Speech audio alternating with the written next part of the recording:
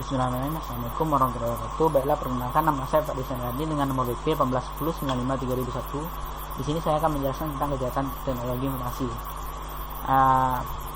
Kecenderungan insiden di bidang teknologi komputer dan komunikasi diumumkan ke dalam program hacking, yaitu paket loading, paket sniffing, backdoor.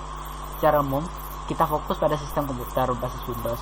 Dalam kenyataannya, kejahatan komputer sudah sangat luas, sudah tidak melihat kepada basis sistem operasi saja. Ini adalah beberapa istilah kejahatan di bidang teknologi informasi, yaitu ada cybercrime, kejahatan mayantara, computer crime, computer abuse, computer fraud, computer delete crime, dan lain-lain. Jadi, apa perbedaan cybercrime sama dengan computer crime? Di sini saya akan menjelaskan computer crime dulu. Computer crime adalah perbuatan melawan hukum yang dilakukan dengan memakai komputer sebagai sarana atau alat atau komputer sebagai objek, baik untuk memperoleh keuntungan atau tidak, dengan merugikan pihak lain. Cybercrime sendiri itu adalah perbuatan melawan hukum yang dilakukan dengan menggunakan internet yang berbasis pada kecanggihan teknologi komputer dan telekomunikasi. Setelah itu kita masuk ke karakteristik unik kejahatan bidang teknologi informasi. Yang pertama itu, karakteristik uniknya itu adalah ruang lingkup kejahatan. Ruang lingkup bersifat global, melintas batas negara, menyebabkan sulit menentukan yurisdiksi hukum negara mana yang berlaku terhadapnya. Sifat kejahatan ruang lingkup kejahatan ini, sifat kejahatannya tidak menimbulkan kekacauan yang mudah terlihat atau non-violence, sehingga ketakutan terhadap kejahatan tersebut tidak mudah timbul. Yang kedua itu pelaku kejahatan. Pelaku kejahatan ini tidak mudah diidentifikasi, namun memiliki ciri khusus, yaitu pelakunya menguasai penggunaan internet dan komputer. Yang ketiga itu modus kejahatan. Modus kejahatan hanya dapat dimengerti oleh orang-orang yang mengerti dan menguasai bidang teknologi informasi. Yang keempat, jenis kerugiannya. Kerugian yang ditimbulkan lebih luas, termasuk kerugian di bidang politik, ekonomi, sosial, dan budaya. Pembagian kejahatan di bidang teknologi informasi. Yang pertama itu kejahatan yang menggunakan teknologi informasi sebagai varietas, contohnya pembajakan, pornografi, pemalsuan, pencurian, kartu kredit, penipuan lewat email, dan lain-lain. Yang kedua yaitu kejahatan yang menjadikan sistem dan fasilitas teknologi informasi sebagai sasaran. Yaitu contohnya pencurian data pribadi, pembuatan dan penyebaran virus komputer, pembunuhan situs, cyberwar, dan lain-lain. Selanjutnya, jadi cybercrime itu tuh dibagi atas berdasarkan jenis aktivitas, berdasarkan kegiatan dan kejahatan. Yang pertama saya akan membahas tentang cybercrime berdasarkan jenis aktivitas. Yang pertama yang itu unauthorized access, di mana kejahatan yang terjadi ketika seorang memasuki atau menyusup ke dalam suatu sistem jaringan komputer secara tidak sah, tanpa izin atau tanpa pengetahuan dari pemilik sistem jaringan komputer yang dimasuki, contohnya probing atau scanning.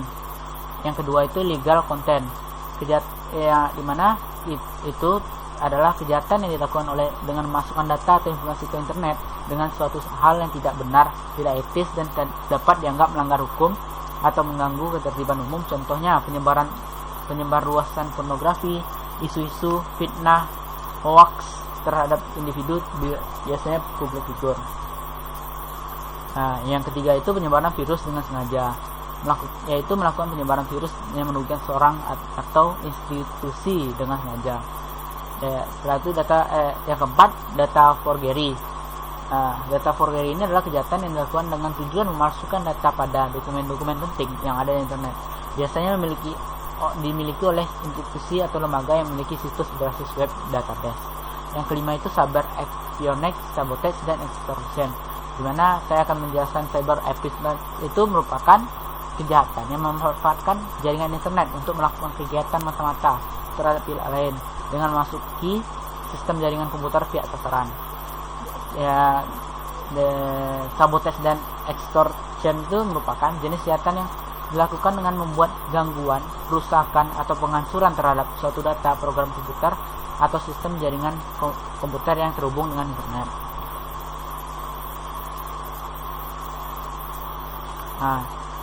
Selanjutnya itu yang keenam, yaitu cyber stalking.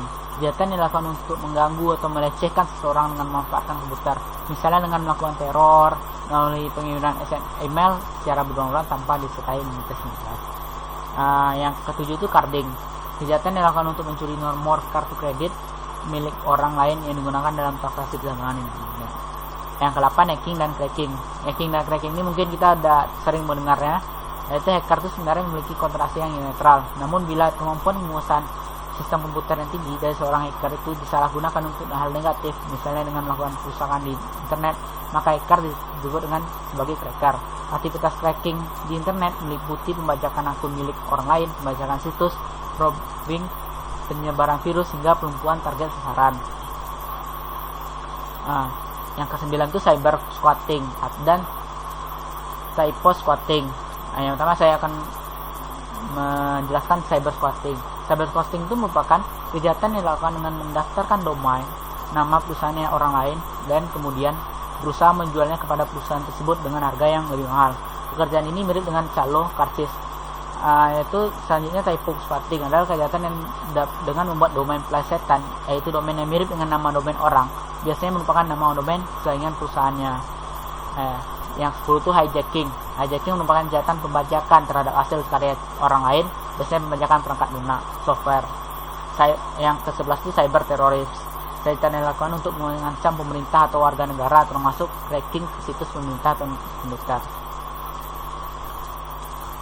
Setelah selesai di aktivitas, kita akan selanjutnya cybercrime berdasarkan jenis kejahatan.